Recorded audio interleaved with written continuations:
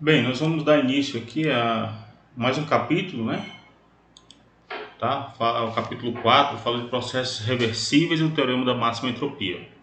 Então nós vamos inicialmente falar de processos que são possíveis e aqueles que são impossíveis, né? Falar também de processos quase estáticos ou como a gente representa isso no espaço de fase da entropia. E finalizar falando sobre o fluxo de calor em sistemas acoplados e também do teorema do trabalho máximo, tá? Bem, então, para começar, a gente vai relembrar o significado da interpretação da entropia, né, o conceito de entropia. Então, alguns fenômenos da natureza eles acontecem num determinado sentido, mas não em sentido contrário. Por exemplo, né, a gente tem aqui a configuração de inicialmente um sistema organizado, bolas azuis e vermelhas, cada uma na sua posição, mas o sistema naturalmente ele evolui para um estado desorganizado. Então isso é uma coisa natural, né? Qualquer sistema na natureza vai passar de um estado organizado e a tendência é sempre passar para um estado desorganizado. Mas o sentido inverso de um sistema desorganizado para um organizado, ele não acontece de modo espontâneo. A natureza não vai produzir efeitos ou não vai produzir um resultado no sentido de um sistema desorganizado ou de uma configuração desorganizada para uma configuração ordenada ou organizada. Isso não acontece. Não espontaneamente. Eu lembro que aqui nós estamos falando em processos que ocorrem espontaneamente no universo, né? É claro que se alguém numa caixinha de sapatos tem bolinhas vermelhas e azuis todas embaralhadas, alguém pode abrir a caixinha de sapato e organizar, colocar as vermelhas em cima e as azuis embaixo. Mas isso ocorre à custa de trabalho, não de modo espontâneo. Então é alguém metendo a mão lá e fazendo acontecer. Não é o caso, nós estamos falando aqui da situação em que as coisas acontecem de modo espontâneo. Outros exemplos de fenômenos assim é o fato de o calor sempre se deslocar na direção espontaneamente, novamente eu destaco, né, espontaneamente do corpo quente para o corpo frio, mas do corpo frio para o corpo quente isso não acontece de modo espontâneo. Lembro, destaco, ocorre sim transferência de energia térmica ou calor do corpo frio para um corpo quente, mas de maneira forçada. Mas de modo espontâneo, não, tá bom? Uma bexiga cheia, né, uma bexiga, aquela bola de borracha, você enche, ela pode estourar, mas a bexiga estourada, ela nunca vai voltar para uma configuração novamente inteira, né, com configuração de bexiga cheia. Isso não acontece. Grão de milho, por exemplo, ele estoura virando pipoca, mas a pipoca não vai se organizar novamente para restaurar a configuração de grão, do grão de milho original. Todos esses processos, a gente pode considerar que o caminho verde na ida tem uma variação de energia, se considerar a energia final e inicial, a energia final e a energia inicial, mas e comparando com o da volta, a diferença de energia, a mudança de energia é a mesma. De fato, a natureza em si evolui, os processos físicos evoluem também buscando um princípio, aplicando o princípio de extremo no que diz respeito à energia. Ou seja, a natureza sempre procura configurações de energia mínima, enquanto que, no caso que nós já conversamos, a entropia é um ponto de extremo, procurando sempre valores cada vez maiores de entropia. Então, se a gente olhar para a variação de energia, não é a energia que vai explicar o sentido de um efeito desse, sempre caminhar numa direção, mas não em sentido contrário. Poderia se imaginar, por exemplo, que a configuração do corpo quente com mais energia, perdendo calor para um corpo mais frio, vai fazer a energia do conjunto diminuir. Não, na realidade a energia total continua a mesma. O calor, o corpo quente vai perder energia, mas o corpo frio vai pegar a energia que ele já tinha e vai somar a energia que foi retirada do corpo quente, de modo que a energia total permanece constante. Então, não é em termos de energia, mas sim em termos de entropia. A entropia é aquela grandeza associada à seta do tempo, à irreversibilidade dos processos físicos. Tá? E o postulado da entropia, como a gente já havia falado, né, já mencionou antes, se um processo irreversível ocorre no ciclo fechado, a entropia do sistema, representada pela letra S, sempre aumenta, ela nunca diminui. Então, um sistema organizado passa para um estado desorganizado porque a entropia do estado desorganizado é maior do que a entropia do estado organizado. Então, ΔS, que é S final menos S inicial, é positivo, sempre. Agora, um ΔS negativo, quer dizer, a entropia final sendo menor que a entropia inicial, isso aí não acontece. De modo espontâneo, não. Tá? Muito bem, então vamos considerar aqui um exemplo. Né? O exemplo 1, que é apresentado no capítulo 4, logo na página de abertura, na página 91. Tá? A gente vai comentar esse problema aí porque ele tem a ver, serve de introdução, né, para o nosso conteúdo. Tá certo? Diz o seguinte: um sistema particular ele é vinculado à seguinte condição: ao número de mols constante e ao volume constante, de modo que nenhum trabalho pode ser feito sobre o sistema ou pelo sistema. Quer dizer, não existe troca de energia entre o sistema e a vizinhança por meio da mudança no volume, por meio da mudança ou a realização de trabalho mecânico. A capacidade calorífica do sistema é C, que também é constante. Então ele dá a equação fundamental do sistema, que é a função da entropia. Ele dá a equação fundamental e também diz que a energia do sistema é dada em termos de C vezes T, onde C é a capacidade calorífica. Então vamos imaginar agora que nós temos dois sistemas idênticos, tá? Dois sistemas, cada um deles a uma temperatura inicial T10 e T20, mas T10 é menor do que T20.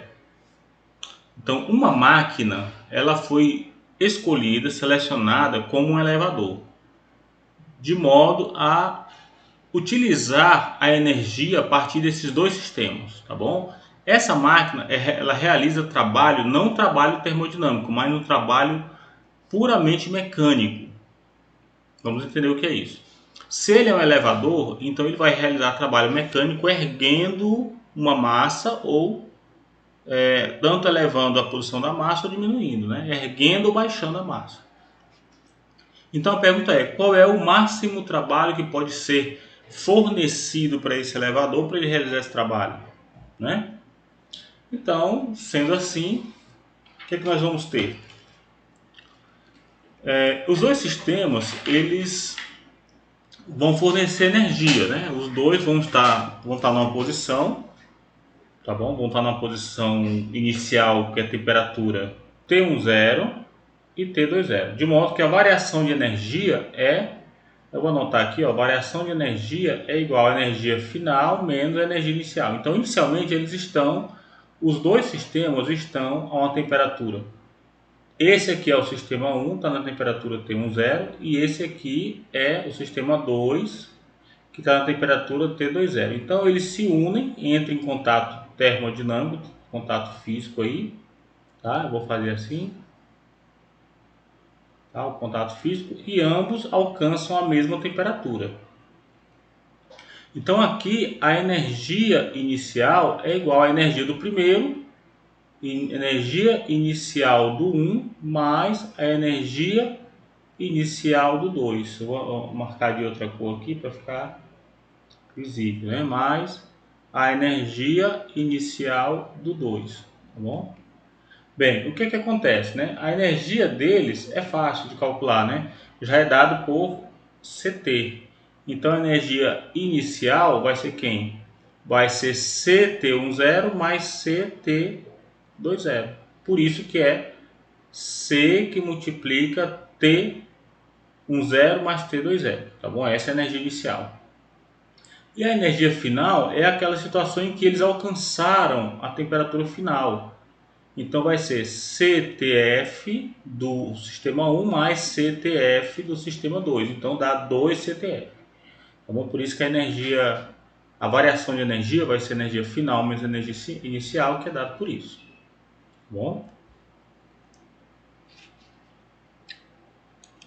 Muito bem, então seguindo, uma vez que a gente já tem a variação de energia, pelo teorema trabalho, energia potencial, a gente tem agora que o trabalho, né, ele é dado por menos ΔU. Isso aqui vem do teorema trabalho, energia potencial. Só lembrando, trabalho, energia cinética é igual a... O trabalho e a energia cinética se relacionam, né, como o trabalho é igual a ΔK, que é igual a menos ΔU. Então a gente pegou essa relação aqui. Então, o trabalho realizado pelo elevador vai ser C, que é isso aqui, né? Na realidade, né? C que multiplica 2TF menos T10 menos T20. Como o trabalho é menos ΔU, é só multiplicar por menos 1 toda essa equação aqui. Pronto. Então temos o trabalho. Bem, agora o que a gente quer saber é qual é o trabalho máximo, né? O trabalho máximo. Então, o trabalho máximo vai acontecer quando o sistema alcança o equilíbrio e o ΔS é zero. E ΔS é igual a zero, porque nós vamos estar no equilíbrio. Tá bom? ΔS, como é que eu faço para calcular o ΔS? Olha, ΔS nada mais é do que o S do sistema 1 mais o S do sistema 2. Quem é o S do sistema 1? Vai ser a integral de dQ1 sobre T1 mais a integral de dQ2 sobre T2. Pela definição de entropia, né? Os limites aqui, ora, o sistema 1 saiu da temperatura T10 e chegou na temperatura TF. E o sistema 2 saiu da temperatura T20 e chegou na temperatura TF. E lembrando ainda que ΔS vai ser então a integral de T10 até TF. Lembra, dQ é quem? Vai ser C dt1 sobre T1 mais a integral de T20 TF de C dt2 T2. Então, como C é constante, sai, a gente fica com a integral de dt1 sobre T1 aplicado nos limites, e na integral do 2, o C sai, fica a integral de dt2 sobre T2, tá? Então, claramente vai dar o ln, né? Então, essa daqui é o ΔS. O ΔS é isso daqui. Esse é o resultado da primeira integral, tá certo? Dessa integral. E esse aqui é o resultado da segunda integral. Tá certo? Então, a gente pode expressar essa soma em termos de 2C ln de TF sobre a raiz quadrada de T10, T20. Tá bom? Bem, mas como é que a gente vai interpretar esse resultado? Lembra, o trabalho é isso e a variação de energia é isso. E a entropia está aqui. Então vamos ver como é que a gente aproveita esse resultado.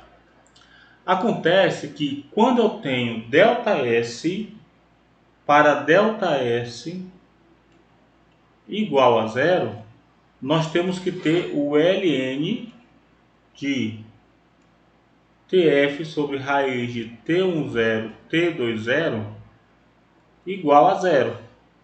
E isso aqui é verdade quando o argumento do ln é 1. Tá? Então eu vou ter TF sobre raiz de T10, T20 tem que ser igual a 1. Logo, quem é TF? TF vai ser raiz de T10, T20. Tá? Como a gente está vendo aqui, ó. Então, pela equação do trabalho, né, o trabalho vai ser máximo quando TF for raiz quadrada de T10, T20, ou seja, o trabalho é igual a C que multiplica T10 mais T20 menos 2 raiz de T10, T20. Muito bem. Então a gente viu aí o máximo, né? Olha só, a condição para encontrar o trabalho máximo, né? É a gente ter o ΔS igual a zero, porque a gente vai estar no equilíbrio, não é isso? É a condição de equilíbrio, então ΔS é zero. Quando ΔS é zero, é fácil encontrar a temperatura final e expressar o trabalho em termos da temperatura final. Muito bem, então vamos falar um pouco mais sobre processos reversíveis e quase estáticos, observando aqui a figura 4.1. A figura 4.1 mostra aqui como é que é a função S. S aqui é a função da entropia, a função de estado, né? Então ela é dada aqui como uma função, só para esclarecer aqui, ó, S aqui é uma função de quem? De U, de x1, né? x2 até xt, né? Tá certo? Ou posso escrever assim também, ó. O S é igual a S de U xj. Tá bom? Dá no mesmo. Que é o que está escrito aqui, ó. Então, essa superfície é a superfície que descreve a função S em função das variáveis U e XJ. Então, aqui no diagrama, a gente mostrou esse eixo aqui, essa ordenada é a energia, e aqui para cá cresce as outras coordenadas X, tá bom? Bem, perceba que o S aumenta, o sistema sempre evolui para S crescente e a energia cada vez menor. É os princípios de extremo aplicado à entropia, tá? Aplicado à entropia e aplicado à energia.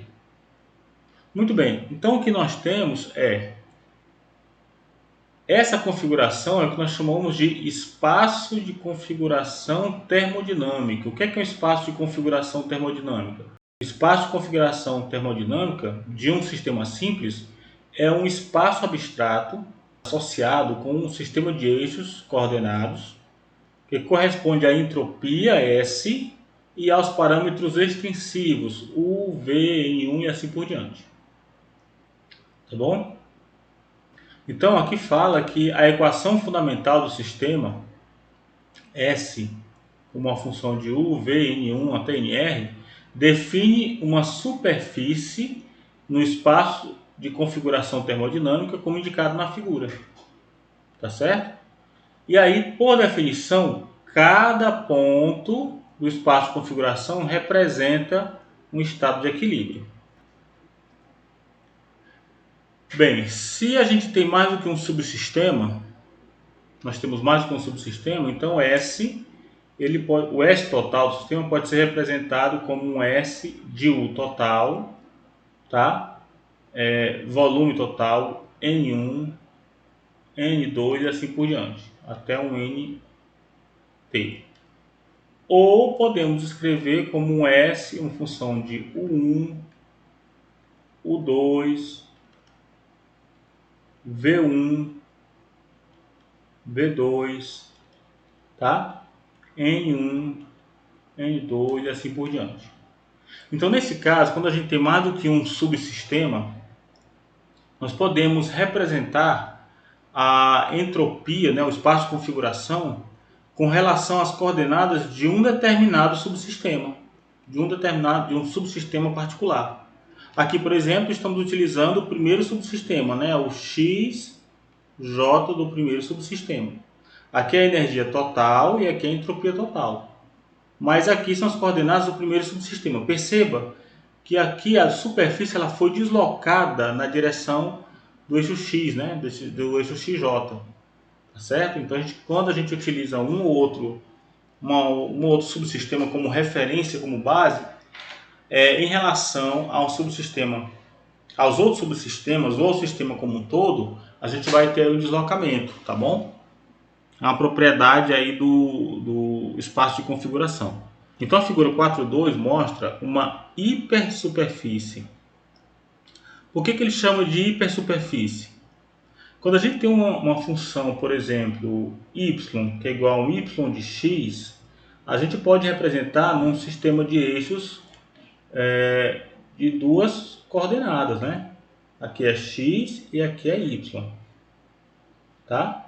Se eu tenho um sistema uma equação com uma equação de duas variáveis, aí eu posso representar no espaço tridimensional. Isso aqui é z, isso aqui é y e isso aqui é x.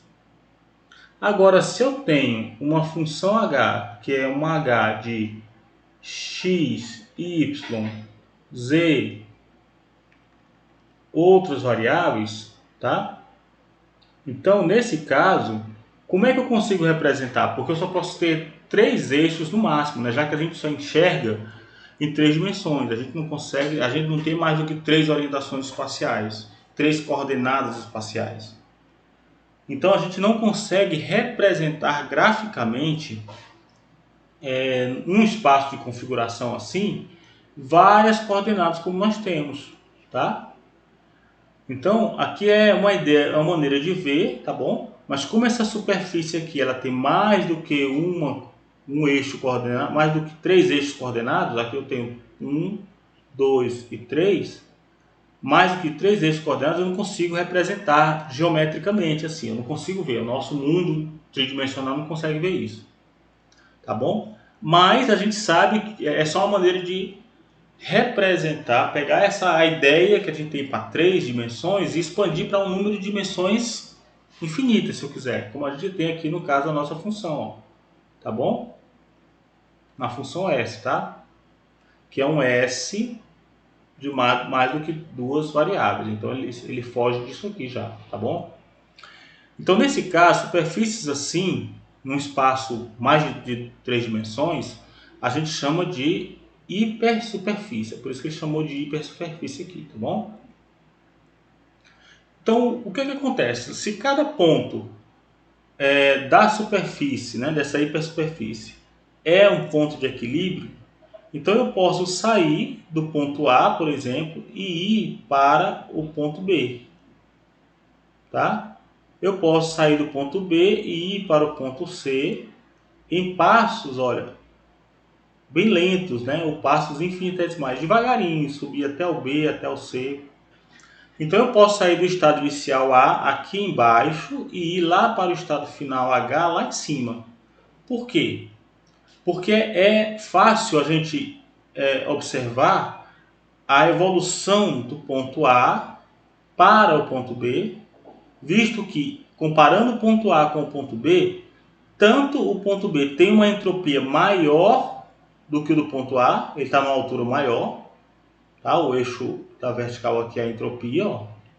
Então a tendência é sempre a entropia aumentar e eu ir para pontos na minha hipersuperfície de valores de entropia maior e também ao mesmo tempo de energia menor, porque quanto mais perto da origem, menor a energia. Então o ponto A ele é mais energético do que o ponto B, que é mais energético do que o ponto C e menos entrópico. Então a entropia do B comparando com o C, do B em relação ao C, a gente vai ter o B vai caminhar, nós estamos aqui no ponto B, a gente vai caminhar para um estado onde a entropia é maior, o ponto C, e a energia é menor. Chegando no C, eu vou caminhar agora em direção a um ponto dessa superfície onde a entropia é maior e a energia é menor. E aí eu consigo sair percorrendo todo esse trajeto. Isso aí é o que nós chamamos de processo quase estático. A curva na superfície é chamado de processo quase estático, tá bom? Ou seja, o que é um processo quase estático? É uma sucessão densa, olha aqui, ó, de estados de equilíbrio. Quando eu falo denso, não quer dizer que imediatamente eu vou sair do ponto A e saltar lá para o ponto D, não, tá? Ou para o ponto B, mas entre o ponto A e o ponto B, eu fiz isso dando pequenos saltos, tá? Eu fiz isso dando pequenos saltos. Então aqui ele fala é uma sucessão densa porque esses saltos são muito pequenos. Então eu fico com vários saltos minúsculos aqui até ir chegando no ponto B. Tá? Então, como é que eu represento um processo quase estático no meu espaço de fase ou espaço de configuração termodinâmica? É uma sucessão de linhas, tá? Que conectam pontos, né? Pontos pontos no diagrama de fase, pontos na minha hipersuperfície, né? São pontos de equilíbrio, tá? E que obedece à seguinte situação: a entropia tem que estar sempre aumentando e a energia sempre diminuindo. Por exemplo, um processo espontâneo, observar ele vir do G para o F, isso não dá para acontecer, não dá para a gente observar, tá? É possível percorrer esse sentido contrário? Claro que sim, à custa de trabalho, mas não de modo espontâneo. Então, o processo quasi-estáticos é uma sucessão ordenada, né? Um processo quasi-estático é uma sucessão ordenada de estados de equilíbrio, como a gente vê, do A para o B, para o C, para o D. Enquanto que os processos reais, eles têm uma sucessão temporal de estados de equilíbrio ou de estados de não equilíbrio. Então, no mundo real, esse processo é uma evolução temporal. A gente vê as coisas acontecendo no tempo. Quando você pega uma xícara de café e põe em cima da mesa, você percebe que com o passar do tempo a temperatura vai diminuindo e vai esfriando. Então, um processo termodinâmico lá vai acontecer de modo temporal, é uma sucessão temporal de estados de equilíbrio, se essa evolução, se o resfriamento é lento, ou se você coloca logo dentro de um refrigerador, então ele vai perder calor muito rapidamente. Isso aí pode ter um resfriamento brusco. Aí a gente vai estar falando de estados de não equilíbrio. Aí sai de cima esses pontos no estado de não equilíbrio, eles começam a ser projetados fora dessa superfície, dessa hipersuperfície aqui. Tá bom? Bem, pessoal, então, falando um pouquinho mais sobre esses processos reversíveis, né, e os processos que ocorrem em cima da superfície, né, tá certo, do nosso espaço de configuração, a gente falou no último slide que a diferença entre aqueles processos quase estáticos e os processos reais. Embora esses processos aqui sejam estados de equilíbrio, cada ponto, né, na superfície do espaço de configuração represente um estado de equilíbrio, um processo que ocorre sobre a superfície, um processo é chamado de processo quasi-estático, ou esse caminho na superfície é chamado de locus quasi-estático. Os processos reais, então, eles têm uma evolução não sobre a superfície do nosso espaço de configuração, da nossa função entropia, mas representam os processos reais, eles podem ser aproximados por processos quase estáticos. Como? Imagine que você tem inicialmente um sistema no estado A, e ao invés de ele variar quase estaticamente, né, devagarinho, lentamente até o processo B, sendo que a entropia do ponto B até o estado B, né, sendo que a entropia do estado B é maior do que a entropia do estado A,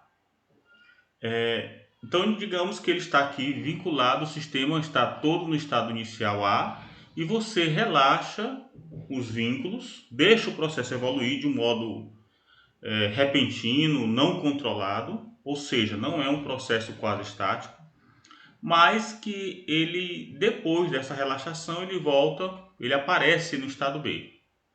Você não sabe que caminho ele percorreu para ir de A até B, porque isso aí pode ter acontecido fora da superfície, visto que não é um processo quase estático. Então, os processos reais, eles vão sair do estado de equilíbrio A, passam por uma situação turbulenta no espaço de configuração, que não é na superfície, e digamos que ele finalmente apareça bem aqui no estado B. Tá certo? Eu não consigo controlar ou acompanhar a evolução do estado A para o estado B, mas eu sei que ele começou no estado A, deixei o sistema evoluir espontaneamente e apareceu no estado B. Aí novamente eu fixo os vínculos e prendo o sistema no estado B. Aí eu vou fazer o seguinte, agora eu vou relaxar o sistema e ele evolui de qualquer maneira que eu não consigo ver e ele aparece bem aqui no estado C. Se eu fizer isso repentinas vezes até o estado H, não interessa o caminho que ele percorreu de um estado A para o estado B, do B para o C, não interessa. Porque só vai interessar para nós o estado inicial e o estado final.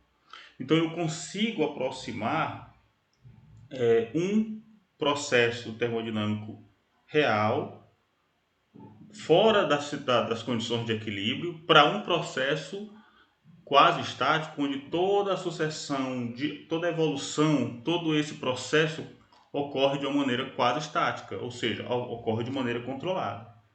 Então, dessa maneira, a gente consegue expressar ou aproximar os fenômenos reais por meio, os reais, né, fora do equilíbrio, por situações dentro do equilíbrio. E aí a gente lembra que, por definição, olha, a identificação de menos PDV como trabalho mecânico, PDV como trabalho mecânico, menos PDV como trabalho mecânico e TDS como calor transferido ou como uma transferência de calor, é válida apenas para processos quase estáticos. Para processos fora do equilíbrio, a gente não define, isso aqui não vale, tá bom? Por quê? Porque a gente não sabe como a pressão depende do volume e como a temperatura depende da entropia. Se eu não consigo controlar, eu não consigo, se eu estou fora do equilíbrio, eu não consigo prever a forma funcional da pressão e da temperatura em termos de V e de S, respectivamente. Então, eu não consigo controlar o processo, eu não tenho como definir isso aqui como trabalho e quantidade de calor transferida. Mas, quando o processo é quase estático, eu consigo acompanhar nessa evolução, eu consigo acompanhar como a pressão varia com o volume e como a temperatura varia com a entropia. Muito bem, então seguindo esse ponto, a gente viu aqui que na figura 4.3, quando o sistema evolui do A para o B e depois do B para o C, a gente está indo para entropias cada vez maiores. Esses processos são chamados de um processo irreversível. Por quê? Porque uma vez que ele saiu do estado A e foi para o estado B, onde a entropia é maior, o sistema não vai evoluir, o sistema não vai sair de uma situação onde a entropia tem um determinado valor, voltando para uma entropia menor. Então, processos representados aqui na figura 4.3 são ditos processos irreversíveis. Por outro lado, imagine que a gente tem aqui uma configuração, um processo que sai do ponto A para o ponto B ao longo de uma superfície, olha só, ao longo aqui num plano S igual a S0 constante. Perceba que a entropia, o valor da entropia de A para B é o mesmo valor. Então, o processo pode ir de A para B e também pode vir de B para A, visto que eles não têm diferença de entropia. Em termos de entropia, esses processos são chamados de processos reversíveis. E aí vale lembrar o fato de que um locus quase estático, ou seja, um processo, lembra? Locus quase estático é a mesma coisa que processo quase estático. Pode ser aproximado por processos reais em um sistema fechado apenas se a entropia é monotonicamente não decrescente, né, ao longo do locus quase estático, que é o que a gente vê aqui na figura, certo? E aí o outro caso é o caso limite de um processo quase estático no qual o aumento da entropia torna-se aproximadamente nulo, é chamado de processo reversível, que é esse trajeto aqui, por exemplo, de A para B e de B para A, como mostra aqui na figura 4.4. Para tal processo, a entropia final é igual à entropia inicial, ou seja, ΔS é igual a zero, né? E o processo pode ser revertido na direção, ele pode ir tanto de A para B quanto de B para A. Então a gente consegue visualizar aqui no espaço de fase, né, no diagrama, no espaço de configuração, a gente consegue visualizar um processo irreversível e um processo reversível.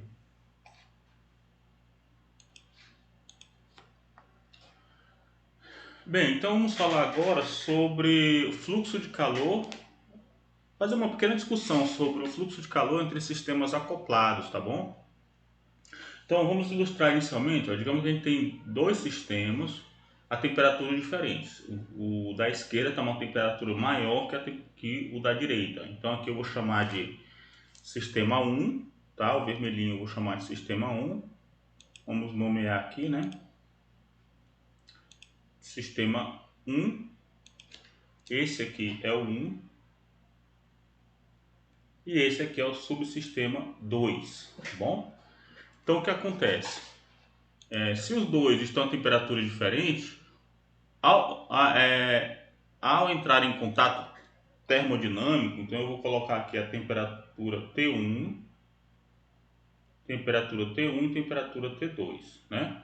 Então, sendo que nesse caso, né, T1 é maior do que T2. Então a gente percebe que calor ele vai fluir do mais quente para o mais frio, mas observe, aqui na seta a gente observa que o calor ele está fluindo do mais quente para o mais frio.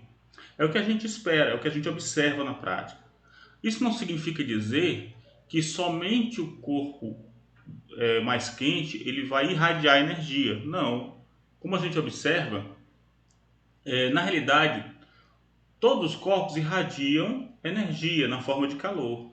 Acontece que a quantidade com a qual o corpo, o sistema 1, o subsistema 1, irradia energia, a taxa com que ele irradia energia é maior do que a taxa que o subsistema 2 irradia. Então o saldo é como se eu só tivesse calor saindo do mais quente para o mais frio, mas os dois irradiam. Com o passar do tempo, no equilíbrio termodinâmico, mais precisamente no equilíbrio térmico, quando a temperatura dos dois é a temperatura final, os dois chegam na temperatura de equilíbrio, então nesse caso a quantidade de calor que eles irradiam é igual, de modo que o saldo aqui é zero. Bem, o que é que acontece? O texto destaca que um caso mais simples é quando a quantidade de calor transferida de um sistema a temperatura T para outro na mesma temperatura, como a gente está aqui no equilíbrio, né? Aqui na situação da esquerda, da direita, né? É um caso, né? Um caso mais geral é quando eles estão a temperaturas diferentes, como a gente está observando aqui na figura. Então, quando isso acontece, a quantidade ou a variação de entropia no primeiro subsistema é dado, deixa eu limpar aqui, né? É dado pela equação 4.1, ou seja, ds1, a variação de entropia do primeiro subsistema é d cortado Q1 sobre T1, tá? E dq é c dt, então fica na forma da equação 4.1. E também na equação para o subsistema 2, a gente tem uma expressão igual, né? Fica ds2 igual a dq2 t2, aliás, t2 aqui, né? T2 que é igual a C2, depende da temperatura do corpo 2, d T2, T2. Muito bem, então, nesse caso, o que nós vamos ter? A variação de energia interna, então, a variação da energia total do sistema vai ser a integral de C dt1 mais a integral de C dt2, sendo que os intervalos de T10, aí eu posso colocar aqui T10 e T20, que é a temperatura inicial do subsistema 1 e temperatura inicial do subsistema 2, tá? E isso aqui também pode apresentar, né, a variação total de entropia é a integral do ds1 e do ds2, tá? No caso particular em que C1 e C2 são independentes de T, a conservação da energia da temperatura final como sendo C1 vezes a temperatura inicial do subsistema 1 mais C2, temperatura inicial do subsistema 2, sobre ou dividido pela soma das capacidades caloríficas. Tá bom? Então esse resultado aqui ele vem diretamente daqui, da equação 4.2. Tá bom?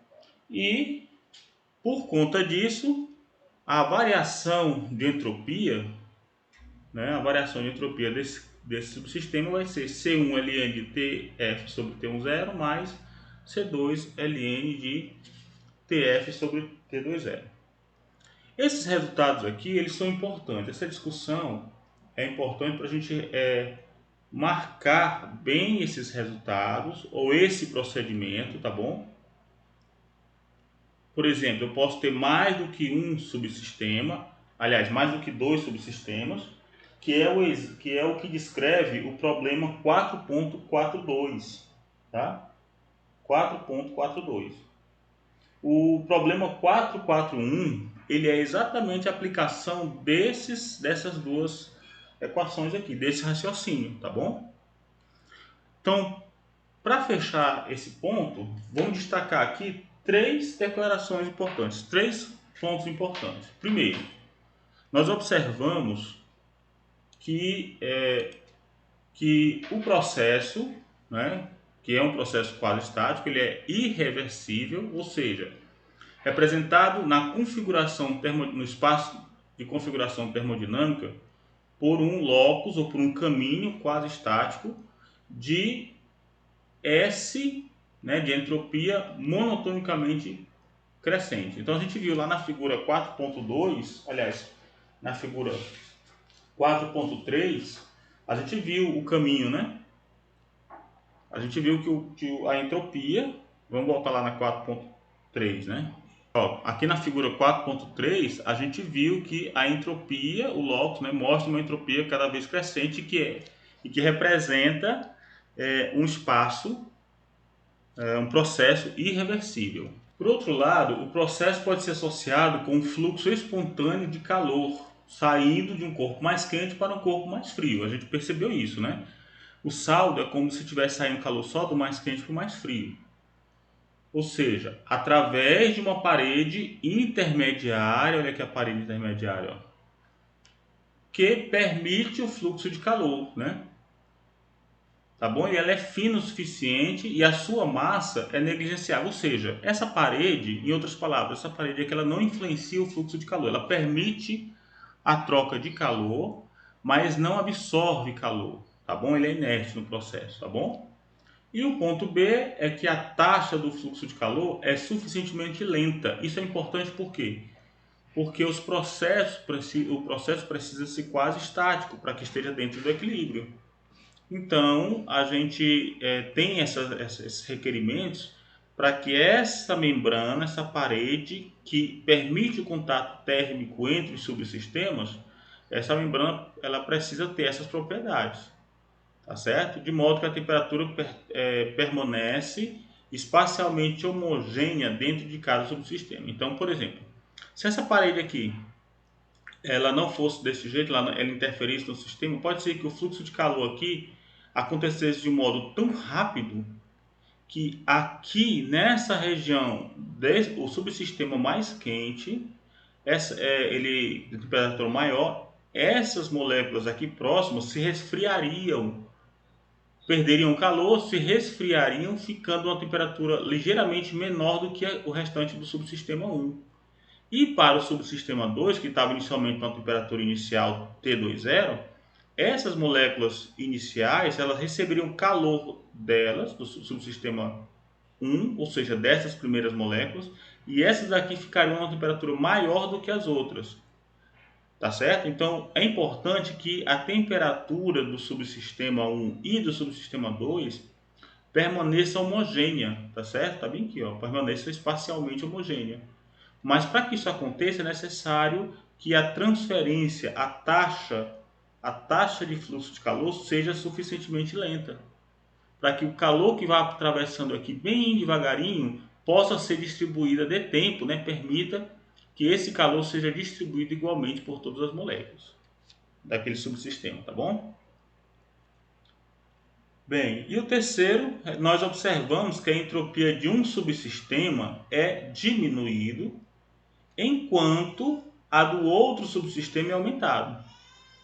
É possível, observa, é possível diminuir a entropia de qualquer sistema particular, desde que essa diminuição esteja ligada ao maior aumento de entropia no outro subsistema. Então, por exemplo, se um deles está perdendo calor, a entropia diminui, pode diminuir porque as moléculas ficam menos agitadas, perde calor.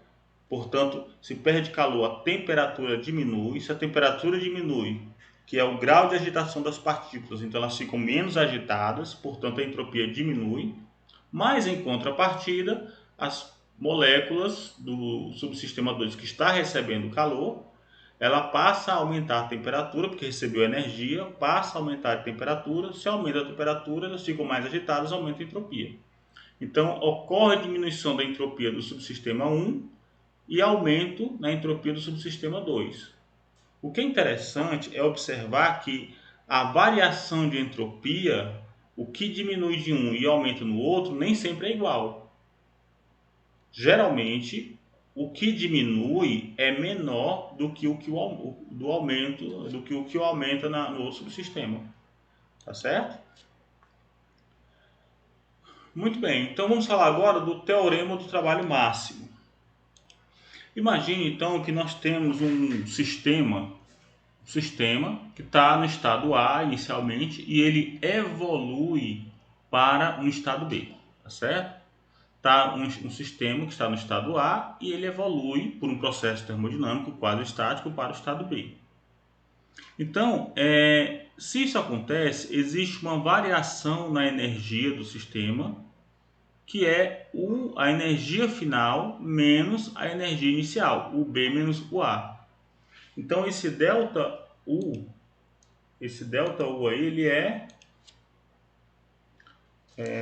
vamos anotar aqui, ó. Então delta U é igual a UB menos o A. Sempre é a energia final menos a energia inicial. E aqui a gente destacou como menos delta U, né, como sendo o A menos o B, tá bom? Depois a gente vai entender por que foi feito assim. Muito bem. E além do nosso sistema, né, que é o nosso objeto de estudo, a gente vai contar também com dois sistemas auxiliares, tá bom?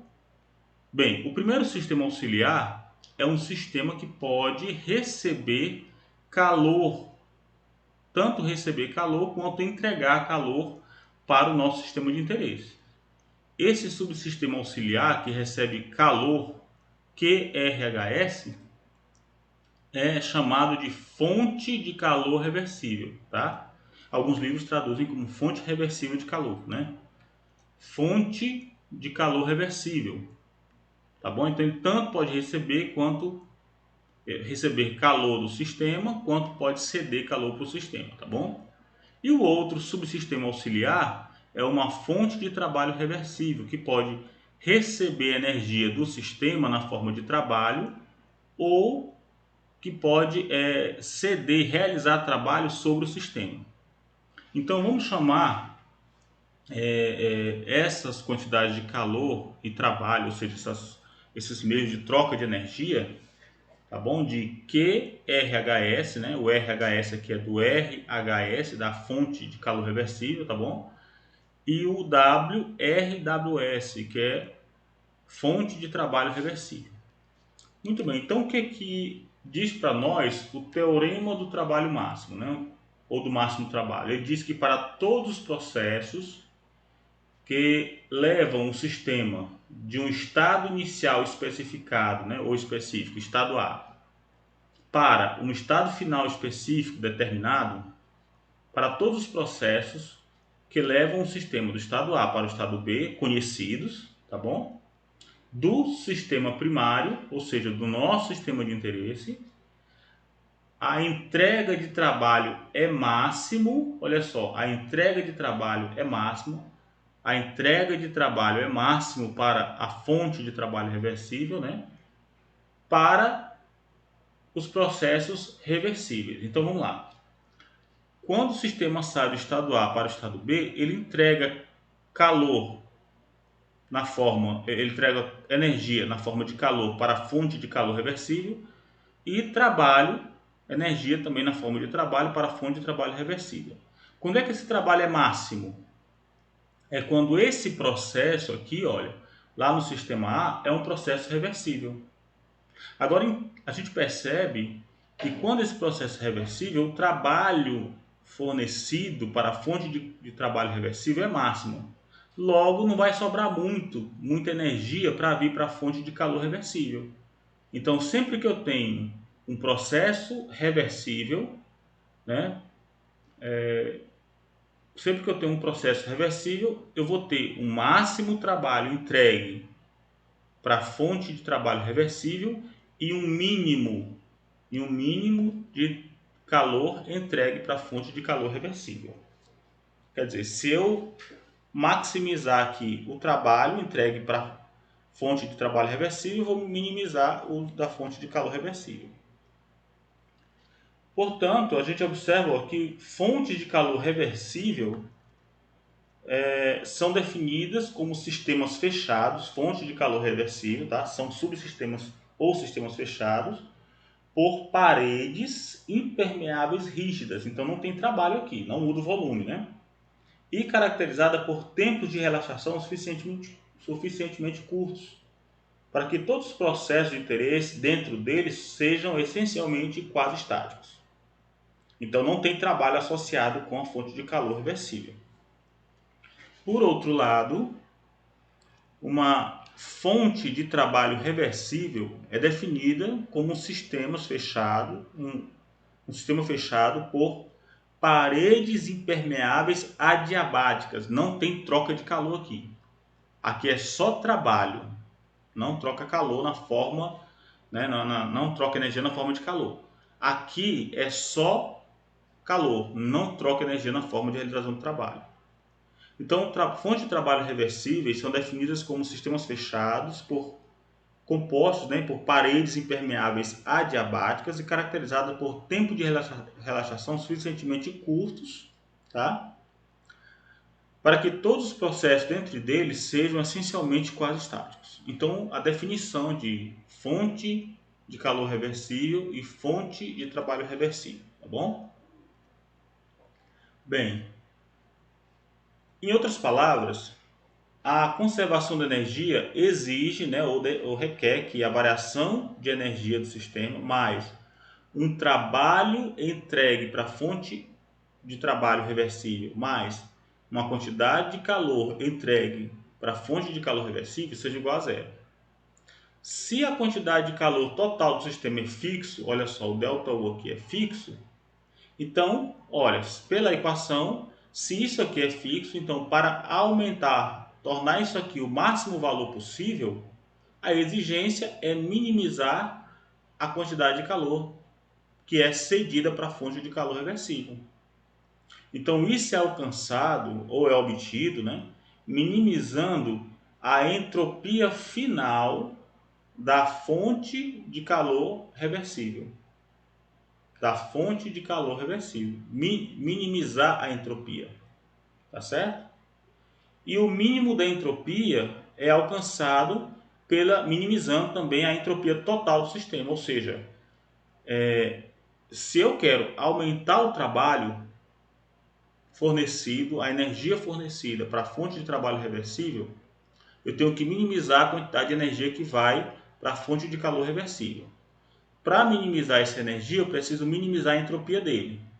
Minimizar a entropia dessa fonte de calor reversível é minimizar a entropia do sistema completo, a ΔS total. Tá bom? Então, em termos diferenciais, ó, DU mais D cortado QRHS mais D cortado WRWS, tá? É igual a zero. É igual a zero. Então, ds total vai ser quem? Quem é a variação da entropia total? É a variação de entropia do sistema mais dQRHS sobre a temperatura da fonte de calor reversível. Então, essa aqui é a contribuição. Essa é a contribuição, vamos lá, vamos entender aqui, né? Essa é a contribuição do sistema, tá bom? Então, isso aqui eu tenho um ds, tá? E aqui é da fonte de calor reversível, tá bom? Isso aqui é DSRHS, tá bom? Ou seja, esse aqui é a quantidade de calor que é transferida para ela na temperatura dessa fonte aí. RHS, tá bom? Então, se eu quero minimizar, fazer isso aqui igual a zero, o que é que eu preciso fazer, né? Então, eu posso escrever, olha, que DW, isso aqui, né, DW RHS tem que ser menor do que TRHS DS menos DU. Vamos entender então.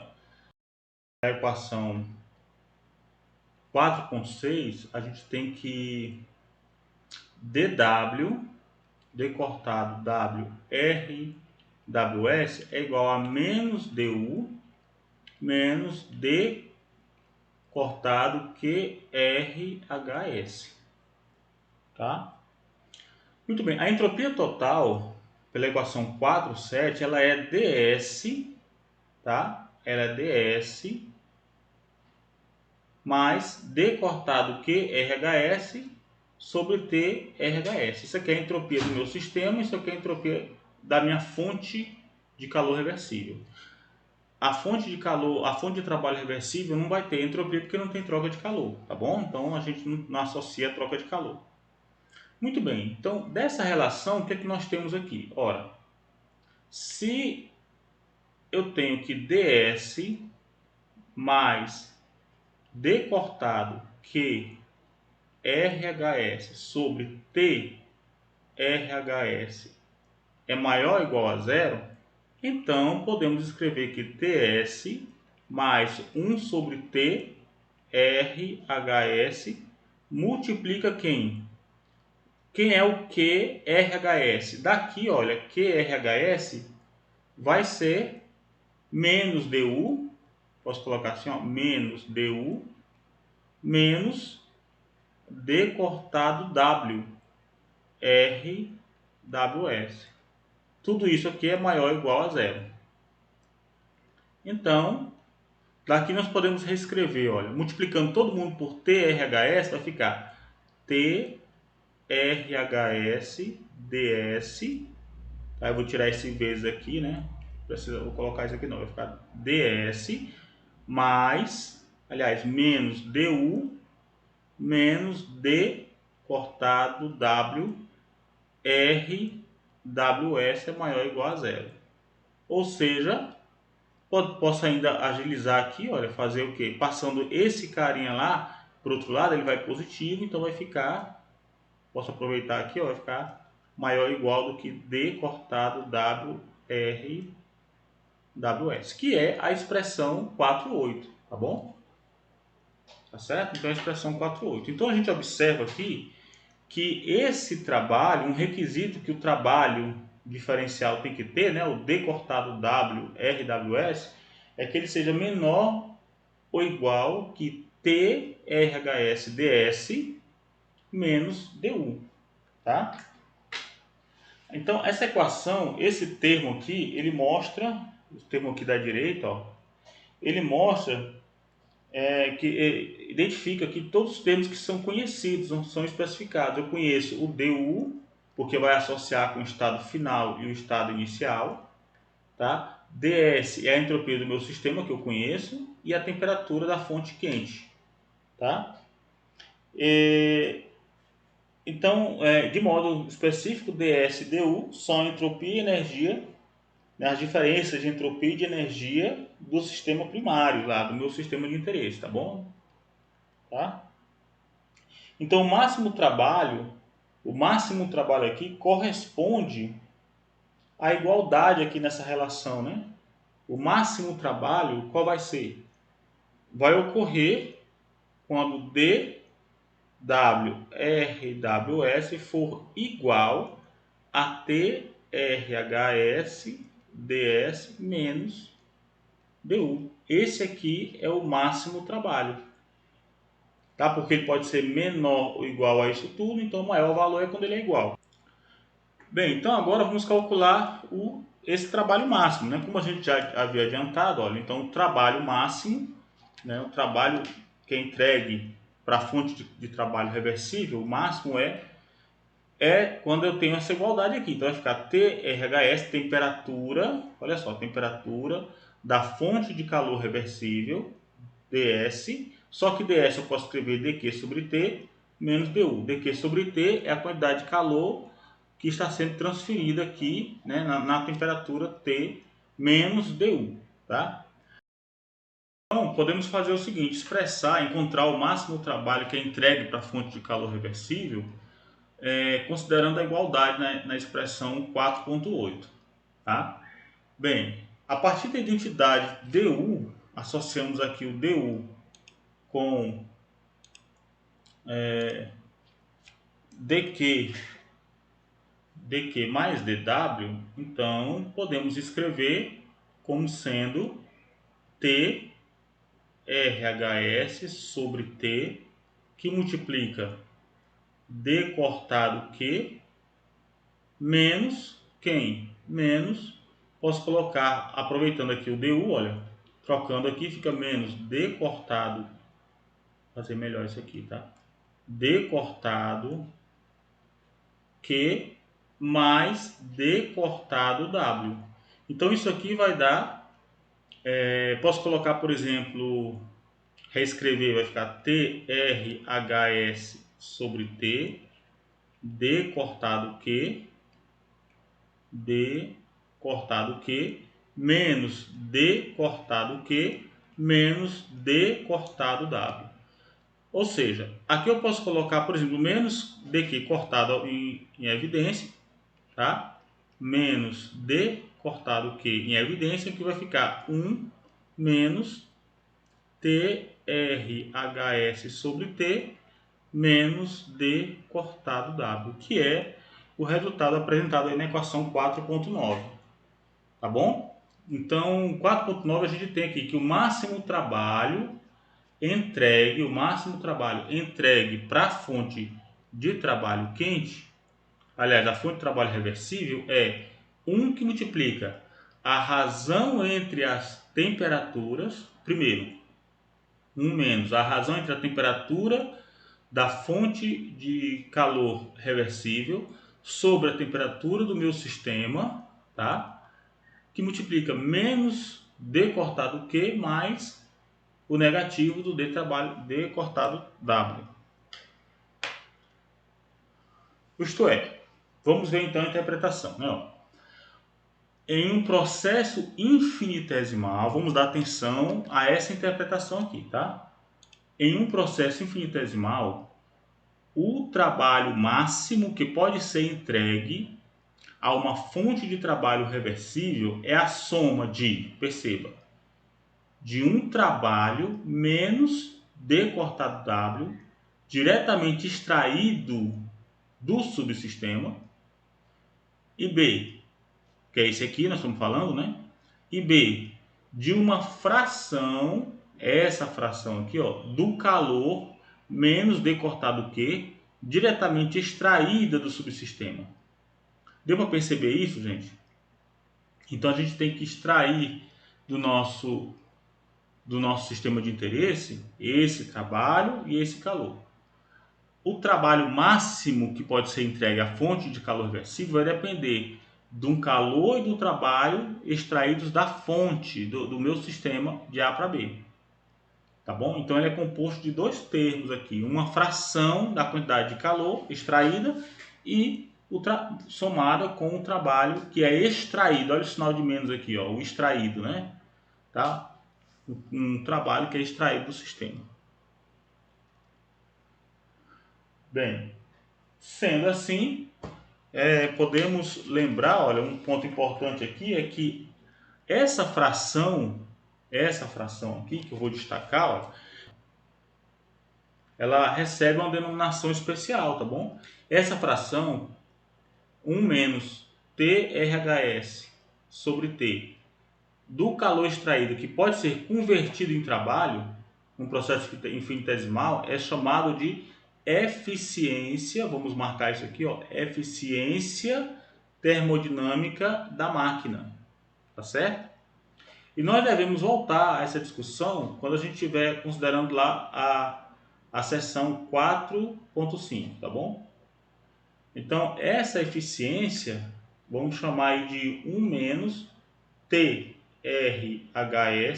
sobre T. É chamada de eficiência da máquina, tá bom? Geralmente é preferível resolver problemas de trabalho máximo, né, em termos de levar em conta tanto energia, mudanças tanto na energia quanto na entropia, tá certo?